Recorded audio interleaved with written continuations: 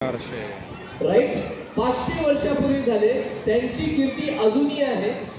आणि ज्यांनी आपल्याला एंटरटेनमेंट दिलं, मनोरंजन दिलं, ज्यांनी आपल्यासाठी खेळ खेळले, त्यांची कीर्ती किती वर्षापूर्वीची आहे? फक्त 100 वर्षामध्ये।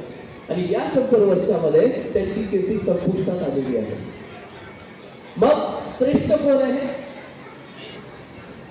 ज्यांनी नॉलेज दिलेलं आहे, ज्यांनी ज्ञान दिलेलं आहे। आता आपण याच्याही वरती जाऊया। श्रीकृष्ण किती वर्षापूर्वी झाले? 5000 वर्षापूर्वी। 5000 वर्षापूर्वी श्रीकृष्ण झाले। आणि या 5000 वर्षामध्ये किती जणांनी तरी भगवद्गीता वाचली हो?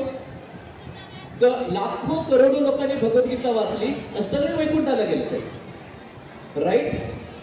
नंतर आपण हे पाहू शकतो की श्रीरामचंद्र जवळपास 17 लाख वर्षापूर्वी होऊन गेले शास्त्रानुसार।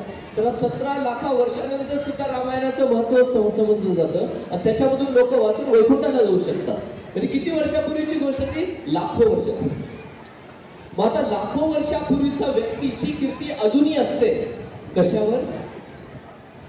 ज्ञानावर। कशावर असतं?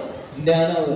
जर आपण एंटरटेनमेंट मध्ये किंवा खेळमध्ये जरी आपण एखादी प्रगती करत असलो, जर नॉलेज नसेल तर आपली कीर्ती जास्ती काळ टिकणार नाहीये, आपली प्रतिष्ठा जास्ती काळ टिकणारी नाहीये। म्हणून कृष्णाने जे भगवद्गीता दिली ती अजूनही नाही तर भविष्यामध्ये लाखो करोडो लोकांचं कल्याण होणार आहे। आणि ही भगवद्गीता फक्त भारतीयांसाठी, हिंदूंसाठी नाहीये।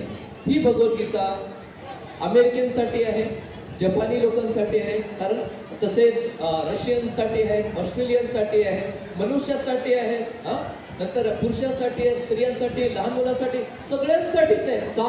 कारण याच्यामध्ये मूल्यांचा खजिना आहे। आपल्या जीवनामध्ये मूल्यांची किंमत असणं आवश्यक आहे। मूल्य काय असतात माहित पाहिजे। आणि हे मूल्य आपल्याला घराघरामधून, संस्कारातून भेटत होते, पण आता संस्कारामधून भेटत नाही। मग त्याच्यासाठी असे मोठे प्रोग्राम अरेंज करावे लागतात। याचे सगळे मेहनत कुणाला करावी लागते? सरांना करावी लागते। कुठेतरी समाज बदलेल, कुठेतरी